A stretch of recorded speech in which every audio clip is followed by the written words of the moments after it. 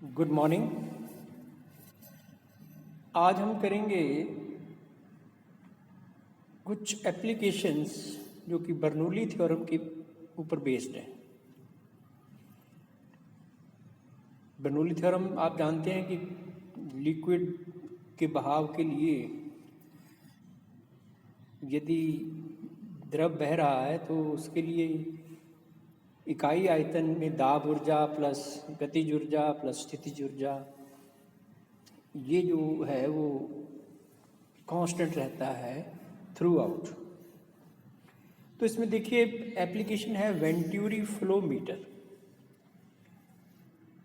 यानी यदि किसी पाइप के अंदर द्रव बह रहा है तो ये कैसे पता लगाया जाता है कि प्रति सेकंड उसमें से द्रव कितना आगे पास हो रहा है। इसकी मदद से किसी नली में द्रव के प्रवाह की दर वो जो है वो मापी जाती है। तो यहाँ पर जैसे ये पाइप दिखाई गई है, तो यहाँ पर जिस पाइप के अंदर आपने प्रवाह जानना है तो उस पाइप के अंदर एक आपको अलग से पाइप जोड़नी पड़ेगी बीच में। जैसे यहाँ पर x, y और z ये तीन सिरे दिखाए गए हैं। x, z जो है वो एक्चुअली बेसिकली मेन पाइप है और बीच में ये जो y पोर्शन है ये ऐड किया हुआ है। इसकी जो क्रॉस सेक्शनल एरिया है वो कम है। तो इसके साथ साथ जो पहली ट्यूब है x, उस वहाँ पर भी द्रव का दाब मापने के लिए एक मैनोमीटर है H1 और इसी तरह से दूसरी पाइप के अंदर भी द्रव का दाब मापने के लिए मैनोमीटर H2 है। अब ये क्योंकि क्षैतिज फ्लो है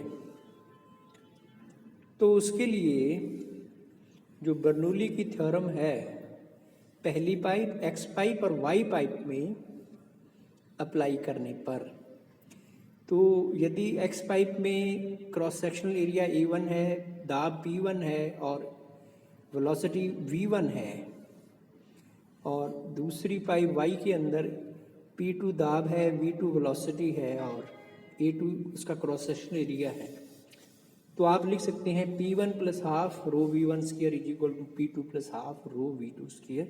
ये क्षैतिज फ्लो है इसलिए रो जी H1 और रो जी जो है दो H1 दोनों में सेम होगा, इसलिए हमने उस टर्म को नहीं लिखा है।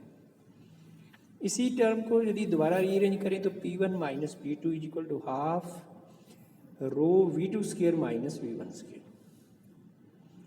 अब P1 पर जो दाब है वो आप लिख सकते हैं H1 रो जी, H1 हाइट है द्रव की उस मैनोमीटर के अंदर और P2 जो है वो H2 रो जी और दोनों दाबों का अंतर ये H1 माइनस H2 रो जी और H रो जी। H जो है वो डिफरेंस है हाइट्स का।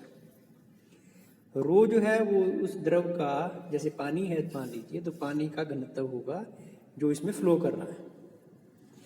यदि आप ये वैल्यूज P1 माइनस P2 की वहाँ पुट करें पहली नंबर इक्वेशन के अंदर, तो आप लिख सकते हैं V2 square minus V1 square is equal to 2Hg।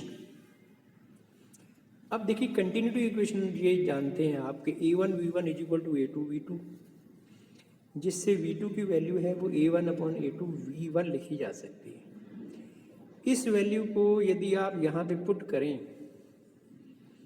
तो A1 square upon A2 square minus 1 V1 square is equal to 2Hg, जिससे V1 जो है आएगा वो A22GH A1 square minus A2 square half. अब देखिए ये तो है वेलोसिटी पहले पाइप के अंदर V1। तो आप यदि इकाई समय में कितना द्रव आगे जाएगा इसको यदि देना चाहते हैं तो इसको इसकी क्रॉस सेक्शनल एरिया से मल्टीप्लाई कर दीजिए, क्योंकि V1 यानी वेग आपको इसी ट्यूब के अंदर पता है। सो इकाई समय में बहने वाला जो द्रव का आयतन होगा वो V is equal to A1 V1, जिससे ये A1 A2 2GH A1 square minus A2 square. यहाँ पर आप A1 का मान रख के A2 का मान रख के G आपको जानते हैं H यानी वो प्रेशर डिफरेंस जो मैनोमीटर में ऊंचाइयों का अंतर है वहाँ से, ये मान रख करके और इसको सॉल्व करके आप प्रति सेकंड कितना द्रव बहेगा उसकी कैलकुलेशन कर सकते हैं। और ये देख लीजिए कि प्रति सेकंड बहने वाला जो आयतन है that is proportional to square root of H यानी दाब का जो अंतर है उसके ये स्क्वायर रूट के प्रोपोर्शनल है। अब देखिए और एक एप्लीकेशन इसी बर्नौली थ्योरम की, वो है पीटो ट्यूब। पीटो ट्यूब क्या होती है? ये हवाई जहाज़ की स्पीड को मापने के काम आती है कि हवाई जहाज़ किस स्पीड से चल रहा है, उसकी जो चाल है उसका इससे पता चलता है।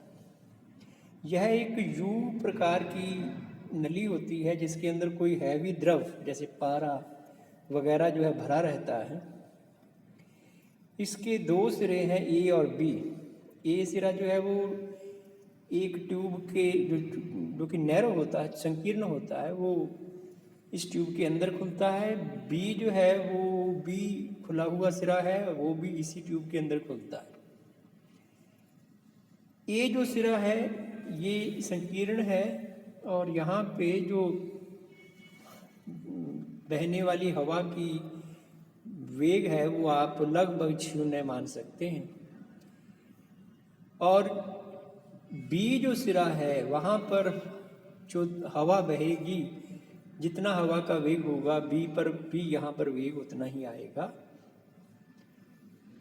अब यदि आप यहाँ पर बर्नौली थ्योरम लगाएं, बर्नौली थ्योरम किस तरह से लगेगी कि देखिए ए पर दाब यदि P1 है और हवा जो है ए पर अंदर इसके वेग जो है वो 0 है, बी पर दाब जो है वो P2 है और वेग जो हवा का है वो वहाँ पर V है, तो आप लिख सकते हैं बर्नौली थ्योरम के अकॉर्डिंग कि P1 plus 0 is equal to P2 plus 1/2 rho V square.